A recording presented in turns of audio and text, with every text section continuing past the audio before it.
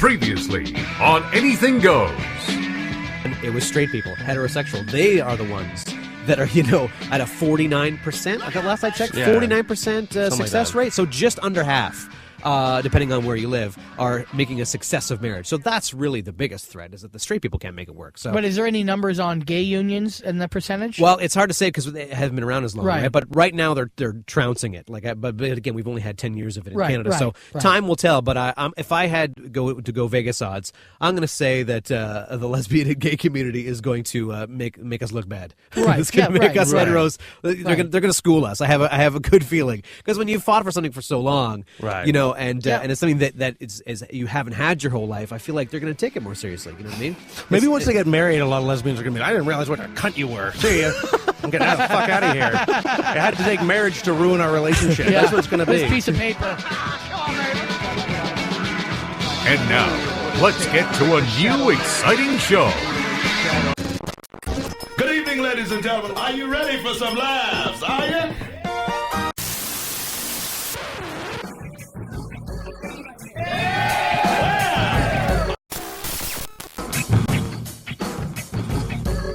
Now, with 2 scoops of fuck you, this is Anything Goes with Darren Frost, How the fuck am I funny? Dave Martin, What have we got here? A fucking comedian. and Kathleen McGee. And I'll execute every motherfucking last one of you! Can you dig it?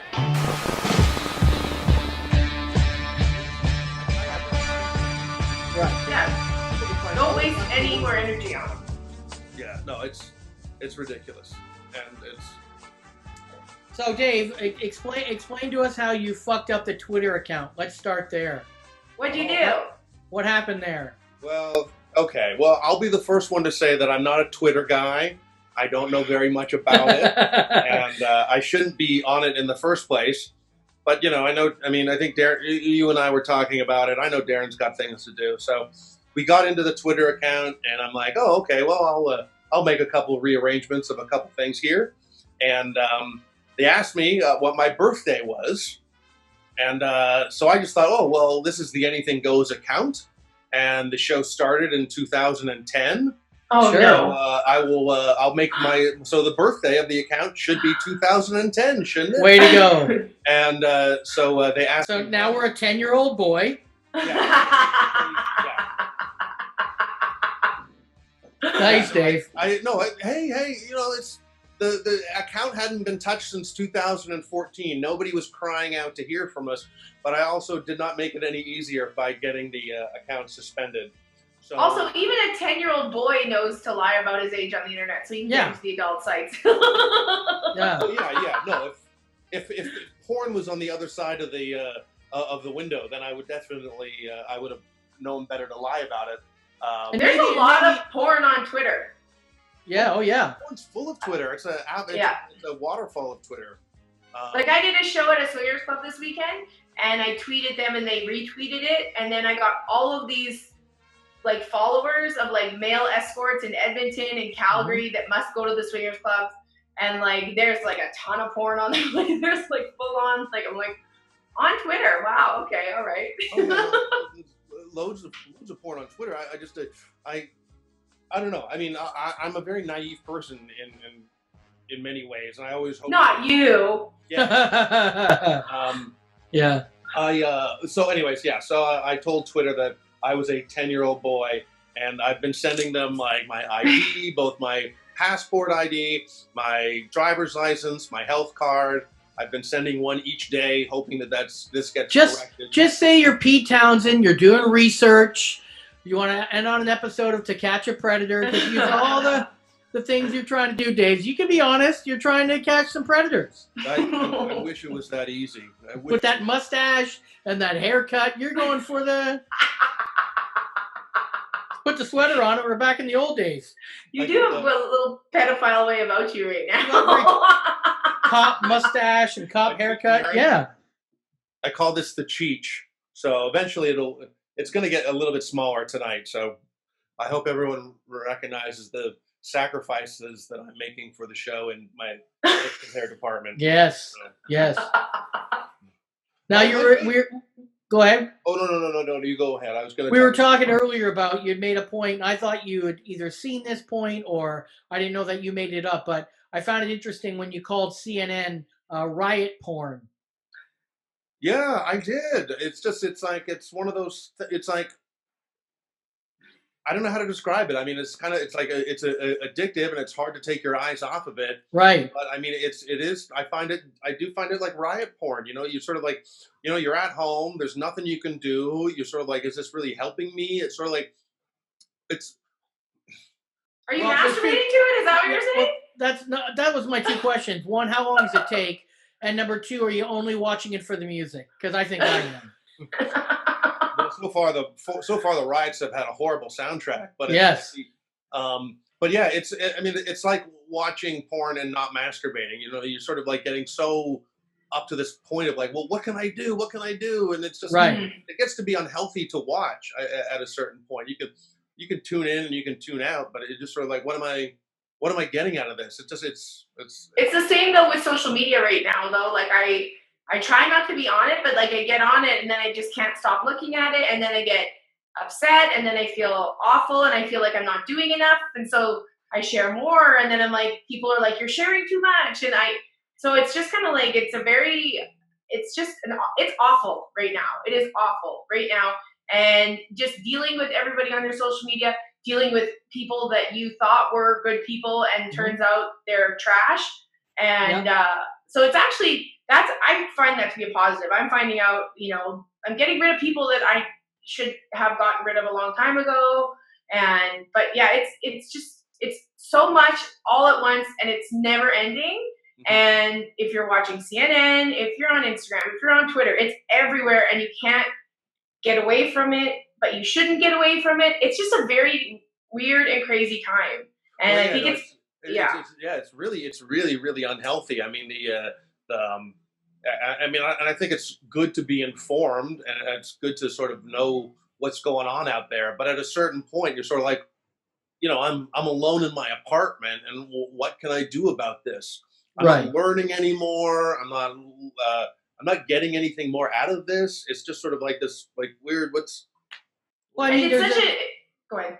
There's been a couple articles about what you can do. I mean, the number one thing you can do is stop spending your money at places that either, put heavy money into Republican politicians or, companies that don't have a good track record with, black representation. There's things that you can do, and there's been articles that have been posted about it, but they're not the ones that are talked about the most. The most that is talked about is all the riots and the damage, and it's all the collateral damage, not the real issues that are being talked about, because it's a shell game. Let's talk about, this store that was broken into more than how we can fix it. Right. Yeah. I mean, it's like, and there's, there's money and hate and violence on TV. And I mean, CNN just absorbs like a sponge, And everything comes out so fast that it's almost hard to fact check. Like, I don't know. I'm sure you heard about the guy that showed up at the Toronto rally in blackface. Yes. And so everybody was like, who's this asshole? Blah, blah, blah. Let's get him. And then Sun Media, who, I don't know, I take them with a grain of salt, comes out and says he's mentally ill. His mom collected him or something. But I also saw a video of him screaming, it's my right, it's my right. So he might be schizophrenic. He might have issues, but I don't know. Like that showing up at a Black Lives Matter rally in blackface, like even if you're mentally ill, that just seems like. So he claims that he was doing it to support them. He thought this is one way in his own head that he could support them. Yeah. So if that's true, that's obviously a mental issue. Illness. Illness. But yeah, then there's the idea of like, it's my right to. So it's like, it's like when you say I was drunk, but I wasn't that drunk. And you're trying to justify things. Well, I also think that they're trying to protect him because people are so angry right now of course. That someone would hurt him or they would completely try to destroy him as a human being, because it is a knee-jerk thing. Like as soon as you see something bad happen, you want that corrected immediately and you want action immediately. And then there's no looking into anything. It's like trial by social media right now. It's also this, I talked to Dave about this Glee situation. I don't watch Glee, but I guess there's an actress on it who was awful to all of the other. Yeah, but what happened in the beginning is she posted something pro Black Lives Matter, and then a black actress said, when I was on your show, you didn't treat me well, which led to her losing sponsorships. But then other people came out and said, no, she wasn't nice to me. So it's not so much that she's racist. She was just being a cunt, that she was hateful towards everyone, not just one group. But like you said, the rally cry of let's get her first. This is the thing that everyone can be motivated around, is the fact that she was bad to this black actress. Let's go for her now. And now, a couple days later, we find out that she's just a cunt. Yeah. Right. That's there's a person that sort of brought up something in the Toronto comedy scene a while ago, that happened years ago, and then she brought it up again. And there are some people that are determined to make something about race when that individual just can't accept the fact that it's personal against her. No, people don't like you. It's not people are against you and your cause, but it's people just don't like you. Right. It's But unsettling.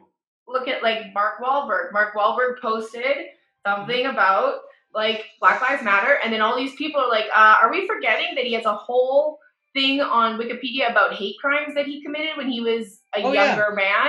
One second, sorry. And go ahead. And it's now being someone said he got it deleted off of his Wikipedia or moved to a different area. So, but then it's he did that when he was in his 20s, and it was awful and horrible. But maybe he has changed. Look at American History X. That whole movie is about that. How this guy goes from being a horrifying person to he's completely reformed and he completely understands. I had a friend say that her uncle, who was the most racist person she's ever met her entire life, messaged her the other day and said, I finally understand and I don't feel that way anymore. So are you going to hold somebody for the rest of their life, or do you want to let people grow and change? It's the same thing I feel with the Me Too movement. Some of the stuff you just have to in your own heart, let go and forgive and move on. Some of the stuff is unforgivable, but it's everybody's being held to this huge thing, and people make mistakes. Everybody makes mistakes in their life. The only people that are good people are the people that realize that they've made mistakes and change and become better. Right. I think to Mark Wahlberg, I kind of yelled about it 5 or 6 years ago about, not a lot of people even knew because I did a joke about it. And most people were they didn't have time to laugh because they didn't know the story. They're more what? What are you talking about? And I'm no, this has actually happened. He did this. He assaulted an Asian man, went blind in one eye, hit him with a pipe. It's on record. It's all out there. And since then, there's been conflicting reports that he hasn't done anything for the family or the guy. And some reports say he has. I think for most people, I agree with what you're saying. It's been 20 years. But if he's done nothing for that guy since, not even checked in, I would personally have a problem. If I did that and I'm a better person and I had millions of dollars, I think I might, help him out a little bit. Right. Or his family. So I think there's this kind of, what do we do? Do we say it was 20 years ago and I moved past it? Or do you actually try to mend what you did to that person because you made them blind? And I think that's where people are having a problem with the Mark Wahlberg story. Has he made any kind of donations or has he done anything like that? I don't know. I don't know. Look at Michael Jordan just donated $100 million, Yes. Well, first of all, Michael Jordan's the only one. How come nobody ever called out Michael Jordan for his Hitler mustache for about, he wore that for about 5 or 6 years. But anyway, but I think there's a lot of people out there that honestly don't want people to change because that's all they have. And they can fight against. Yes. Also, there's a lot of people that don't realize that you have to sit down with these people that you're angry with and try to find some common ground and want to speak to people. So it's sort of a lot of people, they just are sort of no, if you did something 6 years ago, 10 years ago, 20 years ago, I'm determined to still paint you with the same, but that you're the same person and you can't change. And it's just someone can do it's a damned if you do and damned if you don't thing. I can understand Mark Wahlberg. It's like you're a woman all of a sudden. Yeah. To me, there's a story that just came out today on TMZ, which, I go every day to TMZ.com. But there's a story about this LA Galaxy soccer player who just got kicked off the team because his wife made comments about killing protesters. Right. So where does that stop? Your wife said something? Yeah. This to me is like when you go to a bar and a chick mouths off and then the boyfriend gets punched in the face. Yeah. I think people should be held accountable for their own things. I don't think you should be punished because you have an idiot. You're married to an idiot. I agree. I think that's a little bit much. He also came out supposedly and apologized for her comments, said he didn't agree with them, that it was wrong, and he still lost his job. That's really. It's like it's that's what it's like nowadays. It's like no, even if you apologize, it still is not going to be good enough for a lot of people. That's I don't know. Like with the Louis C.K. thing too, and the Mark Right. Wahlberg thing. It's just sort of like. Although Louis C.K. though, just to clarify, he never literally said I'm sorry. He admitted to doing it, Right. but never in his life has he ever said I'm sorry. So that's just the thing about Louis C.K. You are correct. Yes, I get that, but also it's sort of like it almost was like people seem to want a personal apology. Like every single person wanted a personal apology from Louis C.K.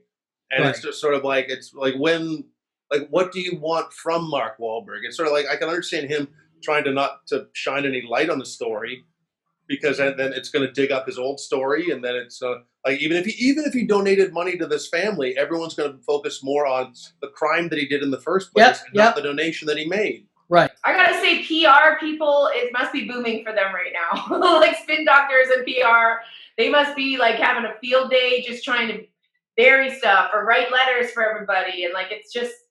Okay. Well, it's funny too that like sort of like, I mean, everyone has this sort of like, if you stay silent, then you are a part of the problem and you have to speak out. But then if people try to speak out, and then it's immediately like, shut your face, a white male privileged person, go sit down. This is our time. You're not allowed to speak. And then you're immediately called out for not saying anything. And it's sort of like, well, what do I do? Do I speak up and then I'm told that I don't have any perspective on this matter, so I should keep my mouth shut? Or I think what you should do is do what you want to do and speak up if you want to speak up, be silent if you want to be silent, and be prepared as white people to get negative reactions for either thing that you do, because Black people are mad right now and they have every right to be mad, and we need to stop being like, well, I don't know what to do. Just do it. Right. And if somebody doesn't like it, talk to them personally or something, but just we shouldn't be crying because we post something and someone tells us to shut up, because they have every right to say that right now. Well, I just also think that people need to be prepared to listen to someone from the other side, and also be willing to have everyone seems to want to have a conversation, but nobody seems to want to listen. Hey, I've been, for the last 2 weeks of all the stuff that's been going on the internet with me, all I've done is listen. I haven't said anything. I'm not going to say anything about it. I've just been listening on purpose, because some of the people that are angry have a right to be angry, but a lot of people aren't listening. When I go online, I see so many people trying to argue their point before listening. And that's the other problem, that, you have people that won't let things go, but then you have people that aren't willing to listen, that they want you to know that they're right. And it's an endless win. But anyways, we got to wrap this segment up. Howdy, folks. This is Adam West, and you're listening to, oh my God, Anything Goes with Darren Frost on XM Radio's Laugh Attack.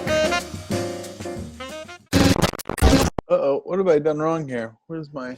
Everything, Jason. We can hear you, but we can't see you. Hey, guys, where's... There we go. Oh. There we go. I don't know why that wasn't working. Jason, you like me? Do you have to take the piece of tape off the camera? I do. Why? I don't understand. Every time it's a guy that has it on there, I'm like, you really think that the government's watching you jerk off?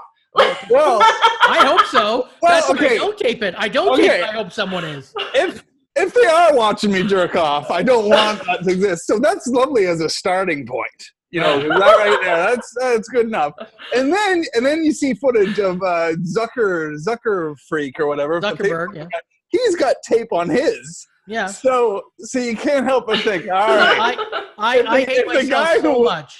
If the guy who owns all media is taking that approach, maybe we should be a little bit cautious. And I talked about it we did a piece on it on the Jim Jefferies Show, and it turns out, sorry, I was grabbing a marker. it turns out that people are tapping into computers and stealing the video. So it's a real thing. So I went from cynic to believer very fast when we saw it. Like, oh shit. So I personally, I hate myself so much.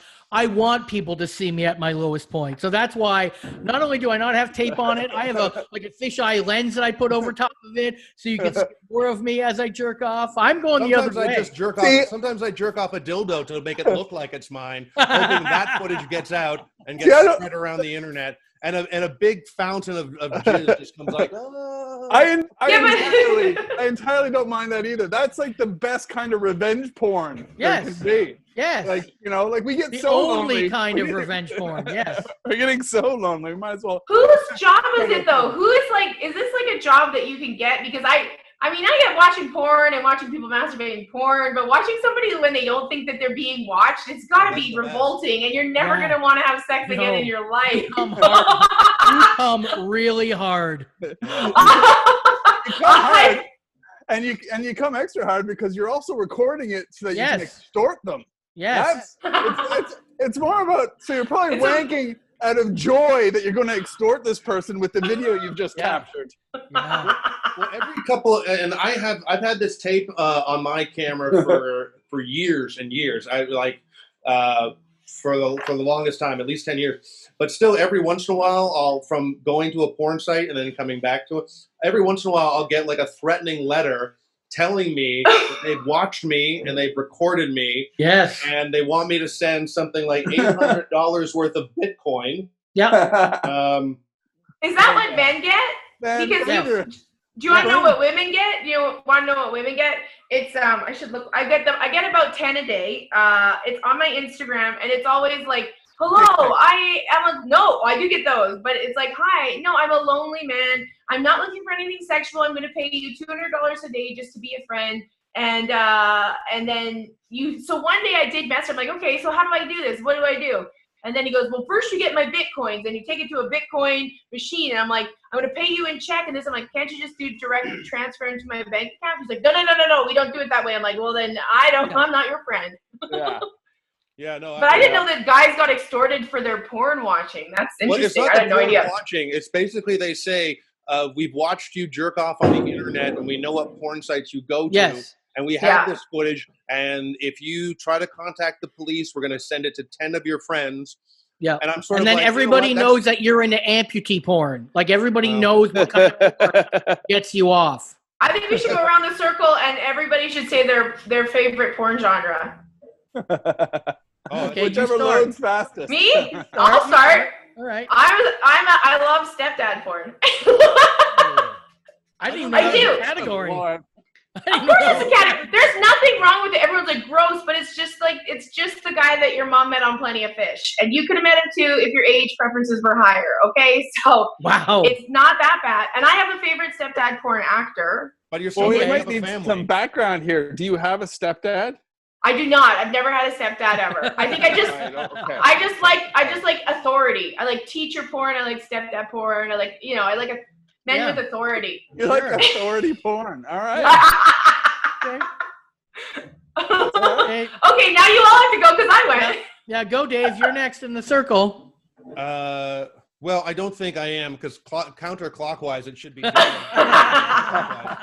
I am so simple, and to me, it's just like I even skip the majority of the storyline. I get freaked out when it's like the stepson or the son is fucking his stepmom, and she says, "Oh, I always love this line too." It's like, "Ooh, your dick is so much bigger than your dad's." If I had $1 for every time I've said that. Yeah, exactly. I mean, there's that one, and then it's like I've avoided the whole like I don't even care if like someone shows up with a pizza. I just zip right to the part where the blowjob starts, and then I stop as soon as I'm finished. I'm out of there. I'm done. But it's all very, like immediately you turn it off. Immediately. Yeah. And then he does this. He just puts the tape over the thing, and he's done. I don't see where I don't care how the plot progresses after that. I don't need to see a towel being. But don't you want to know if she got home, Dave? You got to know if she got home. She's safe. Well, no, it's usually done at their house, or she's trying to trick the pool boy or something like that. Right. But, I think there was one that I saw though once where it was I guess there's two girls sitting by poolside, and there was a guy there, and then one of the women gets up, and I guess she goes for groceries or something, and then so the girl and the guy start talking, and then they start fooling around, and then we find out that like, oh, in the story, I guess the guy is going out with the woman's sister, and then, so you watch the whole scene, and then sometimes I scroll down and I look at some of the funny comments, and someone actually wrote the comment while you're still masturbating. No. Wow, this is deep. This is thorough. I want to know how other people. Yeah, he comments while he's masturbating. No, I've never signed in. He's got a free hand. Yeah, he's Generation X, one-handed typer. Yeah. Oh, Cyberman. Cyberman 1999. So what was the comment, Dave? Oh, so it's sort of like afterwards, while I'm sort of cleaning up the leftovers, I looked at one of the comments was, "Hey, this is a hot scene, but still, cheating's wrong, bro." He's not wrong. He's not wrong. He's not wrong. He's not He's not wrong. That's great. That's great. He thinks it's a documentary. But my favorite porn, all right, okay, your favorite porn is stepdad porn. Yeah.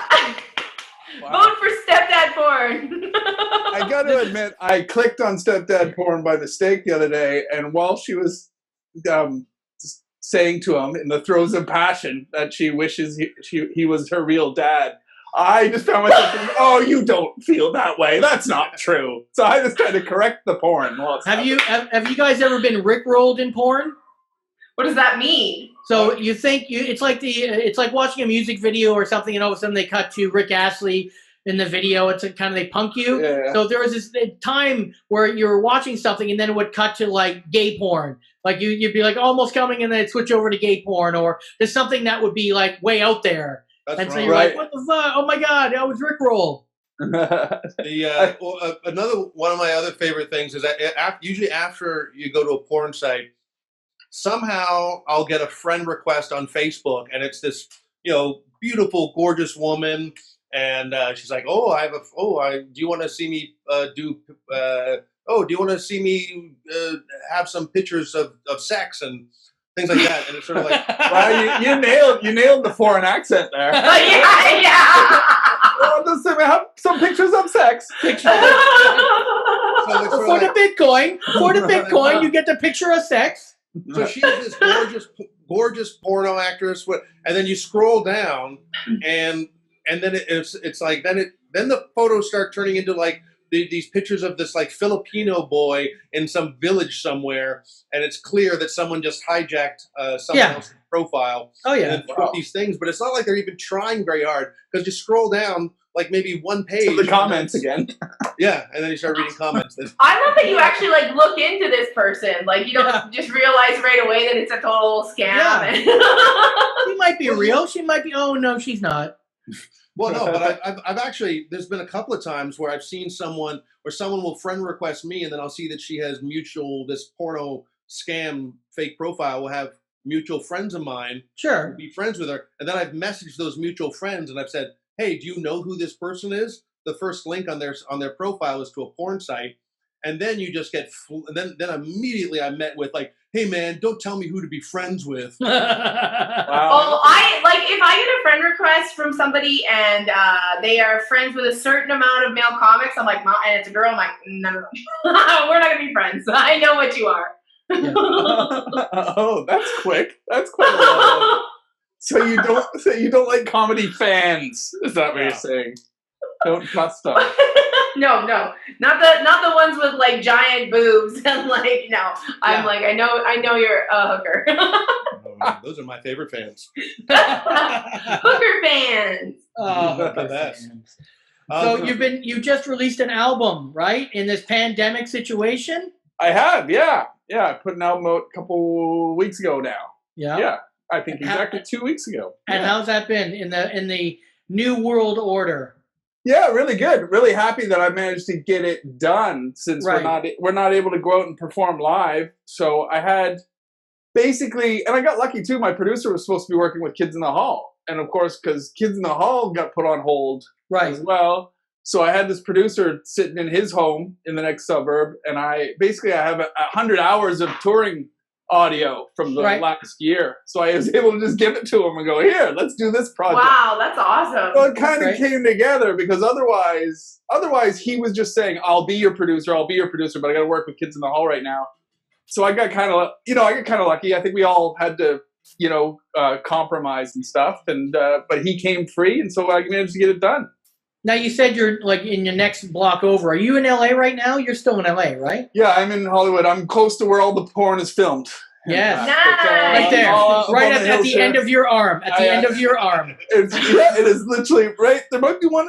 I have been to several parties, and you'd love it, because I think I've been to several parties where I recognize the balcony and the view. Right.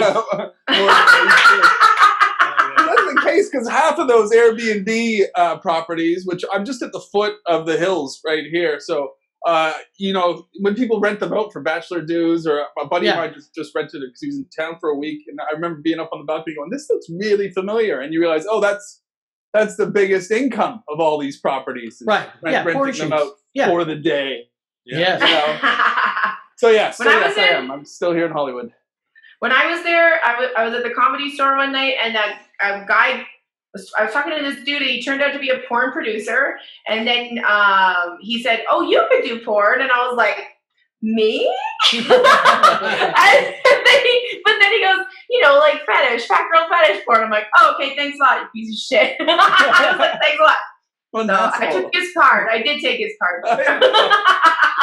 You're like, you asshole, but you just. Thank you very much. Who knows? Something might happen. Who knows? JJ, I'm always wondering. I mean, I'm a big fan of of the show that you worked on, the Jim Jefferies one. I loved the when Larry Wilmore had his show. Yeah, me too. I wish we were doing the show right now. I wish it would have been this would have been perfect. The perfect climate to do it in. But mind you, we're also in a climate where you can't be in a gray area right now, and that's where most of the comedy, unfortunately, comes from. If you're a comic and you're willing to wade into the gray area and pick holes in everything, and it's kind of proving hard to do right now because everybody seems very all or nothing, especially here in America. So, well, it's funny that I love the joke that you actually did that I've seen, where you're sort of like, you talk about if I was going to open up my own business, I would hire all women. Yeah. And you're like, think of the money that I would save. Yeah, exactly. Which I think fucker. That was a good joke. That's a really good joke. That's a really good joke. But it almost is sort of one of those, like, you can hear it's a mix of laughter of guys and girls, but it is one of those jokes where you sort of laugh, and then and then I could see someone laughing, going like, oh, ha ha ha. Oh, wait a minute. Yeah, that is funny. I know. In a way, it's a counterpoint to a lot of people's arguments, even though I think I'm a liberal, and I'd be on the side of, of course, equal pay and all that kind of stuff. But there's a huge flaw in these arguments sometimes. Yeah. That again, that's the gray area. Like, I like to live in that gray area, but I have to call out some of my allies sometimes, because I want women's rights and I want healthcare for all. I want these things, but I don't like it when people lie about something to try to drive to get there. Yeah, and I have to call out these little observations here and there. So we're still allies, but that's the job, isn't it? Right. I did a show on Saturday, and it's like it was my first headline setback, and it's like you tell your jokes, and then you're like, I don't know if I should be telling this joke anymore. Like there's a lot of stuff that might not fly anymore. I just think comedy is going to be really screwed for a very long time. I don't know if that's pessimistic of me, but I know. I mean, I'm pessimistic too, but I hope it loosens up. I feel like 2018 was hard, and 2019 was kind of hard too, and I feel like things were loosening up. I felt I mean, we did a show in Vegas just before the pandemic hit. So Valentine's Day, we were in Vegas for Valentine's Day. Oh, that might have been it too, because I think we all let loose on Valentine's Day, and there was a lot of, like going back to the simple men and women days and stereotypes and stuff. There's a lot of stuff that were turning out that you couldn't do in 2018 and 2019. So there was a slight vibe that maybe we can just return to great comedy and leave it up to the audience to have a conversation afterwards. And understanding what intent is and all that. It's starting the conversation, stuff like that. So we were optimistic, and now this has happened. So. But also, crowds are dying to laugh, so they are a little bit looser. I don't think so. They are. I was talking to someone earlier today, and they messaged me, and they were just sort of like, "You've been doing comedy for quite some time. Has it always been this sensitive? And has there always been this sort of knee-jerk reaction when someone says something that people immediately start pouncing on you, like as a comedian doing comedy?" Yeah. And then I was just like, actually, maybe about like 10 years ago or something like that. People it comes in phases. But I mean, I made the point that I said I became a comedian because I didn't want to be taken seriously. I wanted to be able to say shit, and then people be like, "Oh, that guy's an idiot. He's just a comedian." and also people just to be like, and it's also, I mean, I know it's an old reference, but when did we put like George Carlin and Walter Cronkite on the same level? And it's like people don't even know what people literally want like honest truth from a comedian, but without the comedian angle. And I said to someone, comedians don't say things because they think that they're right. They say things because they think that they're funny. Like, I mean, I got jokes that like I wouldn't do anymore, not because I have albums, but please do not go through the old Anything Goes tapes. Exactly.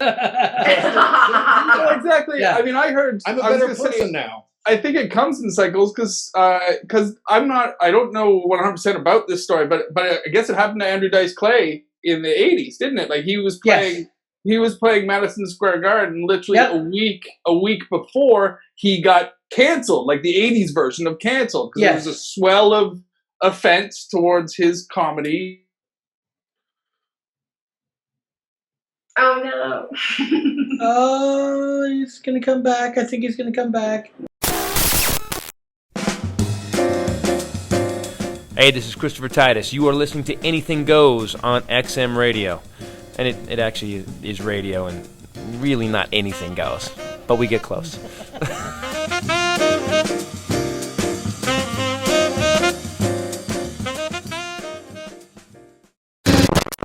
Take the tape off. Take tape off.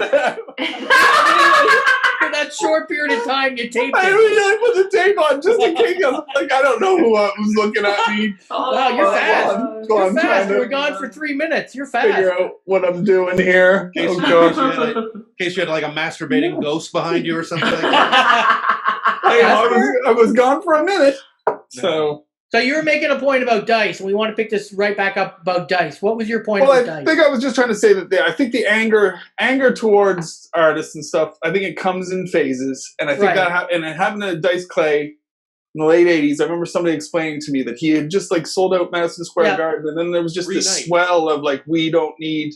And Dice wasn't even an opinionated guy. He was just a crass. It was just a crass character. It was a character. It was like the guy you knew you worked down by the docks with. Hey ho, whatever. Yeah, and and it caught its huge wave, and a lot of insult comedy and stuff was becoming cool. Like everything was in the early 80s. I think comedy was a little bit softer, and then in the late 80s it just got really edgy, and then there was a swell of anger against it, and somebody was pointing out, Dice was like selling out Madison Square Garden, and he was literally canceled a couple weeks ago, even though that wasn't a term yet. But could there be another Don Rickles today? That's what I was almost gonna say. When he survived, like literally when he survived. No. Yeah. No. I mean, he got away with a lot of stuff just because he had so much history to him. Right. Somehow he became this beloved character. And Jason, I was saying to Darren and Kathleen, if you watch those old Dice concerts, it's like a big mixed crowd of men and women. Nowadays, someone would take screenshots of those women and call those women out for even laughing and enjoying being at a Dice Clay show. Yeah, and conversely, they would also try to take a screenshot and try to find the most men possible, and then they would canvas it with the all-male audience, slaps it up again. So they do whatever they can to paint, their truth or whatever. But it's right. Well, I mean, two things about Dice was that he admittedly said that he's playing a character, but also at the same time, we never saw him do any other characters. Yes. So it's sort of like people saw him as that guy. And also, I mean, I heard Colin Quinn in an interview not in an interview, it was on a radio show once, that said, really, when they went after Dice Clay, it was all, who was it? Al Gore's wife. Tipper Gore. Tipper Gore and the PMRC. They went after Andrew Dice Clay, when in reality, what they really wanted to go after was hip-hop artists and heavy metal. That level of misogyny. Right. But, of course, they were afraid to do that because then they would have been called racist. Oh, right. But let's go after Dice Clay because he's really telling like harmless schoolyard jokes that are, of course, they're misogynistic, but they're so over the top that it kind of got to the point of like, why are you even paying attention to this guy? He's clearly just a goofball telling dumb jokes, and people are going to. It was just ridiculous. So. Yeah, I mean that's the move. I think that's the move in contemporary society too. Is like we create a boogeyman so that we can tear him down to score points with our tribe. Right. So no matter who you are out there or stuff, if you're doing something a little bit edgy, you could be that next boogeyman that they want to create so that they can, just garner, affection amongst their own little tribes. It's very tribal. I mean, especially here in America, I find they're very tribal. So they will cast aspersions on something so that they can turn to their tribe and go, am I right? Yeah.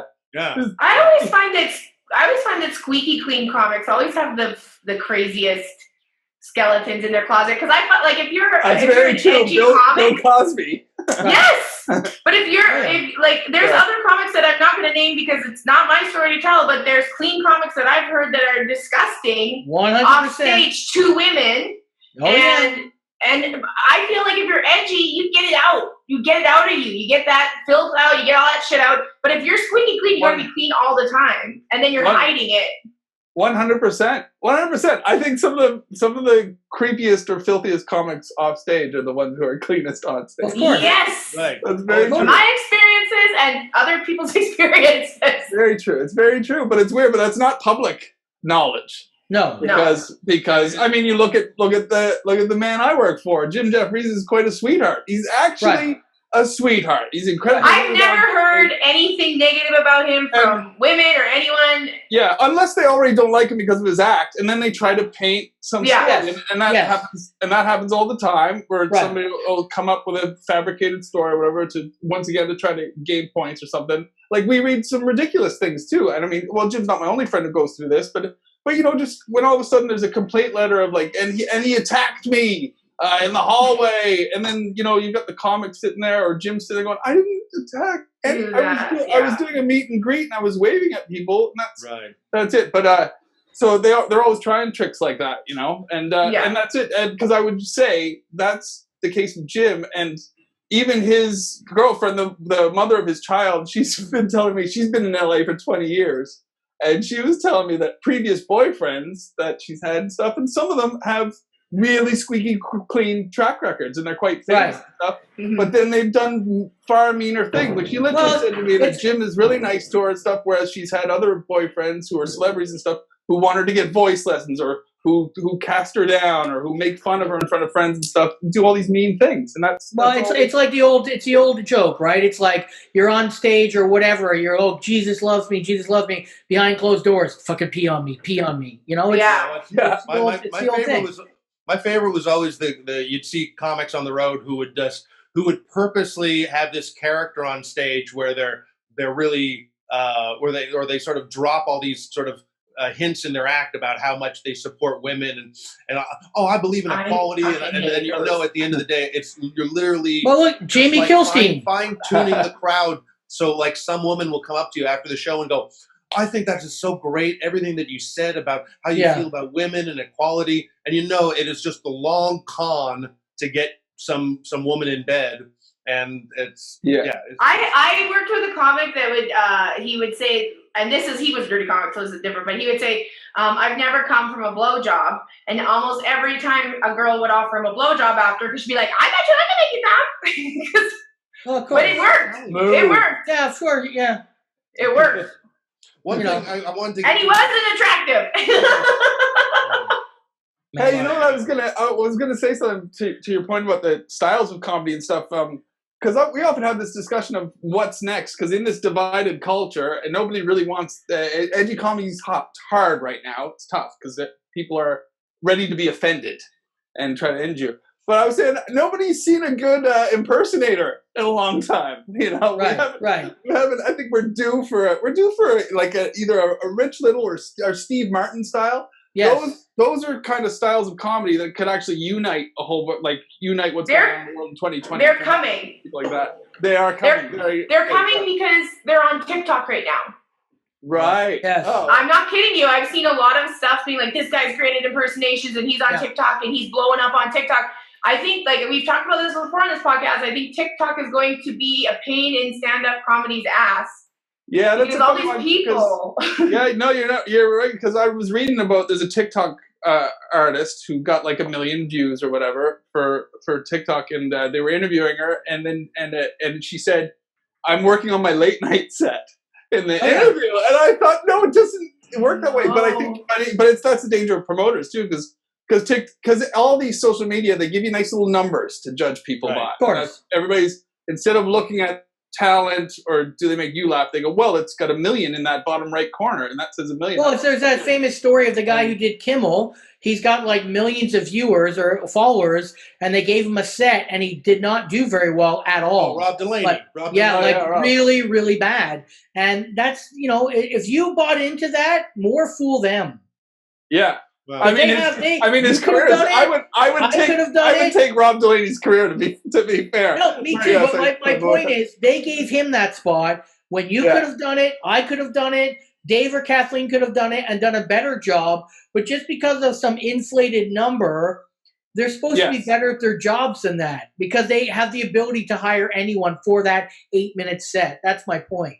Yeah, it's dangerous. It has to be recognized as a separate skill. It would be like watching somebody play foosball and then signing them to play for your soccer team. Kind of like it's an entirely different thing. But I think some promoters are watering at the mouths, because now that gigs are going online too to cope through this 100%. coronavirus. I mean, I got to admit, I'm a club comic. I have less of the YouTube experience. I have less of how to work my audience over YouTube. But people that was pretty good. Whatever you did just there, just do that for an hour. Hand magic. Working the magic. Maybe I can disappear and then. Whoa, where'd he go? Where'd he go? He's over in the porn studio. He was doing some porn over there. But that's gonna start happening. I was just saying, because even if you have these online gigs, if you have a YouTuber star who knows how to riff the way that's done, and then all the hearts show up in the corner, I think some promoters will be like, okay, that guy will fill my club. Well, it is funny though, but they don't fill the, that's the thing, they don't fill the clubs, because there is a club that I know that like books all of the YouTube stars and all this stuff, and then they come in, and I've worked with some of these people, and they have millions of followers, but there are not more people in the seats than if like any of you would have come and showed up. Like they're not bringing people in. That's such a lie.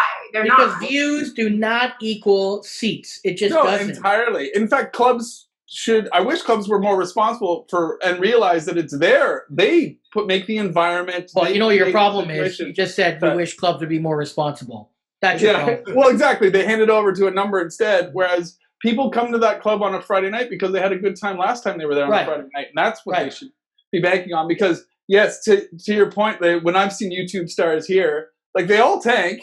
Unless they do manage to get their YouTube audience in, but that's very rare. A lot of times they're in front of a comedy club audience who's like, what? And they all tank, and then they usually get off stage and they go, it's not my audience. Or I heard there was a great one at the Improv one time. I watched a YouTube star die, and because she was doing quirky voices and stuff, but it wasn't even impersonations or anything. And she died, and then she came in agreement, and she said there's too many men in the audience. And I was like, what are you talking about? This is Maria Bamford kills, and she does quirky voices. So. Yeah, exactly. When I lived in LA in '99, we went to the Improv and the Store, and we couldn't get on, a whole bunch of us. And we were funny enough to get on, but we didn't have managers, whatever. And we watched one night of some of the worst comedy I've ever seen billed as professional at the Improv. Now, take in mind, this is '99.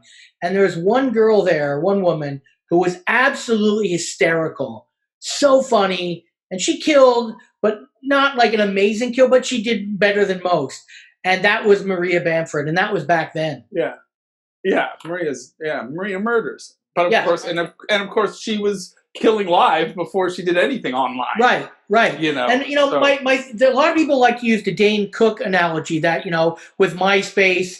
But the thing about Dane is, outside of the thievery and all that stuff, of course, he was an actual comic that grinded it out live and then took advantage of the internet. So there's something to be said for that. Yeah, his groundswell came from the Tourgasm tour. Yes. Which then helped him dominate MySpace. And these great comedians, you get on a roll, don't you? You piece a few things together, and then everybody says it was one thing. But I mean, even a comic like Dane will be like, sort of like, he sort of said that, like, when MySpace started, he'd get messages after his show, and when a lot of the comics would go and hang out at a bar and get fucked up afterwards, he would go home and he would actually personally message each one of these people that he was getting. So it was like he kind of built this sort of grassroots sort of following where people were actually going to see someone that they thought was like a friend of theirs, And I made the mistake, Dave. I made the mistake because I would go back and stay in character, and I would message these people and tell them to go fuck themselves. That doesn't lead to more people in the city. But then I think because... But you can confidently say your fans have done exactly what you wanted them to do. Yes. But didn't Dane Cook? He was just like he had his solid 45 minutes after 20 years in comedy. Oh yeah. And then he was expected to write a new hour, and he just didn't have that skill set. So I think that's why he just kind of. He also was. But people still are still like, I'm going to go and see my friend Dane Cook that emailed me and told me about this show. People were sort of like, I'm going to. It's sort of like that. Well, I mean, I think I hear that Jay Davis was the original proprietor of the Dane Cook mailing list. If you guys are like Jay, who runs a bunch of gigs here in Hollywood. And I think he still uses the Dane Cook mailing list to get active fans out. It's amazing how active they are. They might think Dane's going to show up every night, but he's still, pulling them out. The problem with Dane, I think, is his fans were 19-year-old kind of boys and girls who liked a certain style of comedy, and then they kind of grow out of that, and he can still kind of do that, but those fans aren't going to stick around. They're very fickle fans at that age. It's not like he had a bunch of 28-year-olds who loved him, and they're going to follow him for 10 years. Yeah, I do know there are some younger comedians who are still huge fans of his that I run into. It's like talented comedians. But of course, Dane just caught them at that point in their, with this great routine, and they were like 15 or 16, just starting to dream of being a comedian. Yeah. And he hit them perfect in that whatever that year was, 2003 or whatever. So one thing that me and Dave were talking about earlier before, we spoke to you, and this is an important point, I want to make sure that we ask it, is, Dave, remember we were talking about when you're on a show like the Jim Jefferies Show or any show, a writing show, Monday morning, you remember you brought up that point? Right. About how you've got to go ahead. I'm always curious about, like I said, I like The Daily Show. I like the Jon Stewart years a little bit more, but I mean, like, I like The Daily Show, the Jordan Klepper Show, that he had one for a while, and even the Jim Jefferies Show. I'm always curious, sort of like when you finish a show, it goes out into the universe, and then Monday morning comes, and you have to sit down, you have to start writing another show.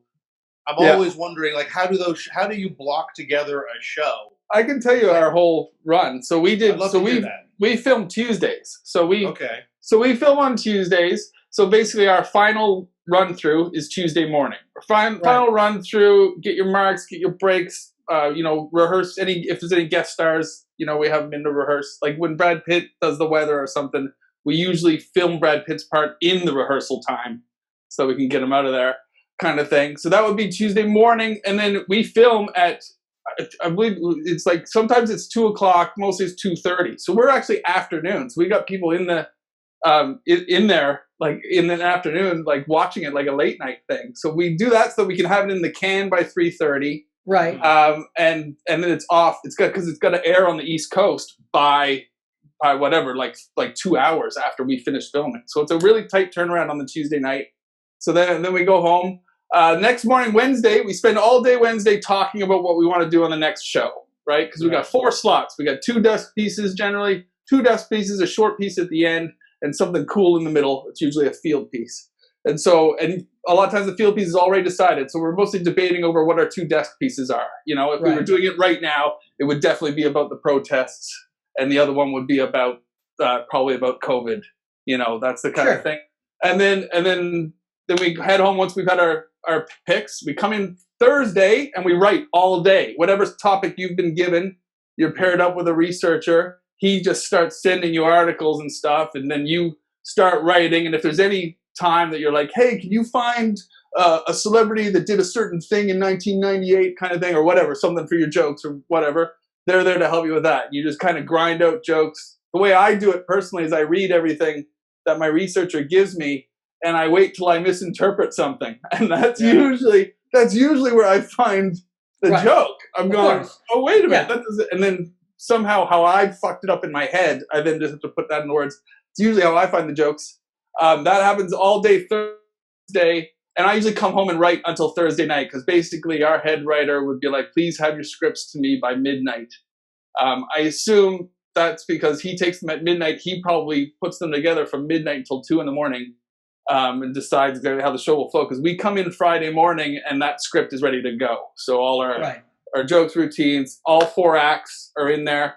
And we spend Friday morning reading it. Then we spend Friday afternoon rewriting it, and throwing things out the window. And then eventually we go home for the weekend, and we just stay in touch with each other over the weekend. But that's generally our script, and our head writer can play with it a bit. And then we come in Monday morning for a read through with all the staff, like everybody, so we can just laugh and get along. And then we go back to the room. We do a final rewrite Monday lunchtime till Monday late evening until we're happy. And then we're back to coming in on the Tuesday morning, do the rehearsal, do the filming, and we start all over again. So that's the general rotation. And I would say the Daily Show, because they're out every night. So the Daily Show is, that's an even tighter turnaround. I imagine the Daily Show, they probably come in at 8 a.m. and they're probably given their topics and just write. And you have to hand in your script at lunchtime. I would imagine. And how many writers are there on the Jim Jefferies Show? We had 8. We had 8 plus a head writer, and And I'm always curious. It's like, if you were doing a story, how factual do you like to be? Or do you ever sort of like cut corners or leave stuff out factually to make it more funny? Or no, I think we definitely always had to be factual. Be factual. Have an opinion if it's Jim's opinion. Try not to get him to trade some opinion that he doesn't really feel. Right. But you definitely want to be factual. I don't even find jokes funny when they're not about a factual flaw of a person or something. Like when somebody tries to mislabel somebody. This goes back to like that joke that you were mentioning of mine about the hiring women and stuff like that. Like that's got some truth to it. Right. Yeah. Otherwise when you're lying about somebody or something or a social event to try to make a joke of it, it doesn't really work, does it? Yeah, but sometimes it's sort of like when someone tells a joke and then it's clearly there's a piece of logic that's missing from that joke, and then you explain it to them, and then they're sort of like, oh, well, it's like I know both Darren and I get what you want. Yeah, I get those kind of jokes too. Yeah, hopefully. And that happens with quick jokes, doesn't it? Sometimes you can do a quick joke so you can make them laugh, but then they think about it 10 seconds later and they're like, wait a minute. So in that case, there's like a joke that a friend of ours, Stuart Silver, used to do, and he would always be like, hey, I just noticed that on a pack of Tums, they now come in sugar-free. And hey, folks, if you're eating so much antacid that you're gaining weight, maybe, it's that kind of, maybe that's not your problem, right? And then so I remember going up to Stuart Silver and saying, well, Stuart, the reason why that they have sugar-free Tums is for diabetics. And so it's like, once you know that, you're sort of like, oh, yeah, well, actually, my joke is kind of dumb now, so... Are you the joke ruiner? Do you know? Yes. Look at that shirt. Look at that shirt. Yes, he is. You go from club to club, just ruining comics. Factually wrong. Don't do it again. Factually wrong. I'll tell you, actually, I believe it was in 1943 that a person was. I know it was just one of those moments where you're sort of like, you could do a joke like that, but then the moment that someone tells you, oh, there's a big hole in that, you'd be like, oh yeah, fuck you, I'll still do that. Yeah, I think maybe it's down to the length. The shorter joke you do, you can catch people off guard with a brief lie or whatever and get that laugh. But if you're going to do a long piece riddled with mistruths and bad facts, you're going to fall on your ass. Well, it's always about the length. So one question I wanted to ask you is,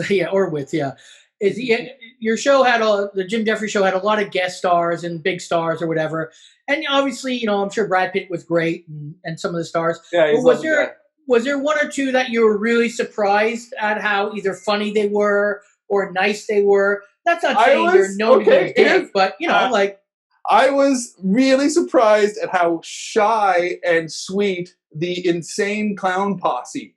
Right. We had Insane Clown Posse on, and they were almost camera shy. They were because of course this isn't their medium. They're not. They don't do. Although they're celebrities to the Juggalos and in their environment and stuff. Right. But man, they were out of sorts on like Shaggy Two Dope and his other buddy. Violent J and Shaggy Two Dope. Yeah, they were shy. They were nervous and sweating and stuff. That is so weird. And it was really weird because I think Bright Light Studio clown comedy shy clown. It just wasn't. Wow. Yeah. It was so that kind of blew me away. That's mommy. Who's that man over there with the face paint, just looking at the ground? Oh, that's a clown, baby. But they have to know. They have to know that they're like a different demographic. Like when you're not in front of the Juggalos, they gotta know that people kind of make fun of them a little. You know what I mean? Like people like they're a joke. Yeah, I think we had them on though because they had done. There was some sort of social activism that they had done at the time. I'm trying to remember now. It was a while ago. So they had done great. Like it was for good reasons. Mm-hmm. It was an interview piece, right? We weren't doing a set up field piece or anything. Proper interview piece. We had them in the studio and everything. And I think that's what kind of blew them away. They're like, oh, because they just want to be rock stars and be a rock star. But sitting down with Jim, and I think their respect for Jim as well. But I'm like, holy fuck, we're sitting across from one of the best comedians now, and. So it was just really interesting to see that, oh yeah, sometimes movie stars and music stars, they'll get shy as well because it's not their environment. Well, especially, it's the old story. Every rock star wants to be a comedian and every comedian wants to be a rock star. Yeah. So they get nervous around each other, right? That's just the way it is. And so I just want to be a songwriter because they make more money. Yeah. I just want to be a rock star. But the Insane Clown Posse were labeled as a terrorist organization, weren't they? Yep. Yes. And so they were. I think that might have been one of the stories that was going around, that they were labeled as a terrorist group. So a lot of the women that had families were getting their children taken away from them by child services once they admitted to being fans of Insane Clown Posse or going to a gathering and being a that's right. That's what it was about. It was terrorist associations and stuff like that, and how they were fighting it and all this kind of stuff. Yes. So yeah, it was a really good. Good for them. I mean, I don't know. They sing about magnets and stuff, but I don't know. But yeah. How does a magnet work? I don't know. All right, so we do want to be able to let you say, where can people get your album? Let's get that out for sure. Oh, the album's available everywhere. So I just went live on Spotify a few days ago, and it's around wherever you like to get your stand-up comedy comedians. Yeah, it should be there. And if people want to follow you, like your Twitter handle or Twitter handle is JJ Whitesnake on Instagram and Twitter. Whitesnake. Yes. I was drunk. You're very much the David Coverdale of comedy. Yeah, there it is. Yeah. I was drunk when I signed up. You're David Coverdale and Kathleen Carol King. I remember thinking, oh, another social media platform. This won't be around for long. So I just JJ Whitesnake. And now here we are. Twitter and Instagram are the two that have stuck around. Yeah. I mean, everyone else, and it's so funny. People find such security in having mutual friends with people when literally I'm so on the edge and want to say, okay, contact all of our mutual friends and ask them to make a choice between me and you. Yeah. Let's see how that works out. First of all of our mutual friends are going to say, who are you? And second of all, they're going to say, I've worked with Dave. I've known Dave for 20 years. Dave's a good guy. Dave's not perfect. And who are you again? It's like, you stupid fucking, it's like, I don't know. They don't want justice. They want to win. That's all they want. Yeah. That's all they want. And I have no time for those people. I mean, the energy I could expel on that, I can expel on, my kids or other people. I'm not wasting my time anymore. Yeah, it's just, they just argue for the sake of arguing, and they close their ears whenever anyone else talks. It's any progress to be made, It's like, these, having some social justice, it does, it's great if you can appeal to a bunch of people, but it is done one person at a time. And it's sort of like, if people really don't want a phone call, if people don't want to call me on the phone and actually discuss things without an audience, I kind of have no time for them. Right. Yeah. People can find. Don't waste any more energy on them. Yeah. No, it's ridiculous, and it's. So, Dave, explain to us how you fucked up the Twitter account. Let's start there.